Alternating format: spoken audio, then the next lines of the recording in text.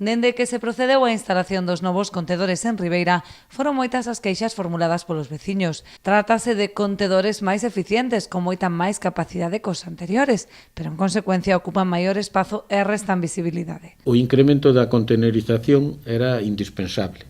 Ribeira tiña un déficit importante tanto de contenerización dos residuos habituales, no cual calqueira podía ver os desbordes que había, o cual daba unha imaxe mala, pero aparte insuficientes no que era as fraccións, tanto en plástico como en cartón. Entonces, en estes momentos eso se duplicou, eso vai a permitir a rebaixa do 10% de Sogama, que se vai a repercutir no recibo da xente.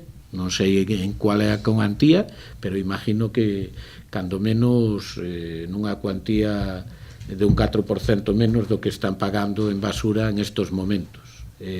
Dito eso, hai cuestións que ao duplicar un contenedor tiña 700 litros, agora ten 3.400. Entonces estamos falando de casi 5 veces máis. Eso causa dous clases de problemas. Unha, a ubicación, e outra, o que é a visibilidade.